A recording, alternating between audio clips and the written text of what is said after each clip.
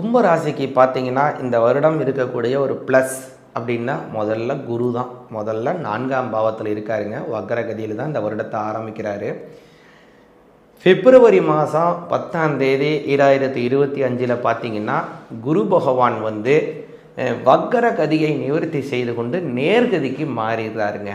அந்த 4ஆம் பாவத்தில் 2ஆம் அதிபதி மாறுறதுனால அந்த சமயம் உங்களுக்கு டக்குன்னு அந்த வக்ரத்தில் நிவர்த்தி ஆகக்கூடிய சமயத்தில் ஒரு சொத்து வாங்குவதற்கு வாய்ப்பு வருதுங்க. அதனால் அதை டக்குன்னு கும்பராசிக்காரங்க சொத்து வாங்கணும். உங்கள் பேர்லையோ உங்களுடைய வாழ்க்கை துணைவர் பேர்லையோ வருங்கால சந்ததிகள் பேர்லையோ அதை நீங்கள் உருவாக்கி அந்த டக்குன்னு அந்த சொத்தை நீங்கள் வாங்கிட்டீங்கன்னா இந்த வருஷம் முதல்ல ஒரு ப்ளஸ்ஸோட அந்த வருடத்தை ஆரம்பிச்சிடுவீங்க.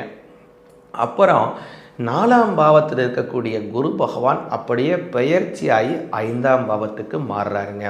அது எப்போ மாறுறாருன்னா மே மாதம் 11ஆம் தேதி 2025ங்க.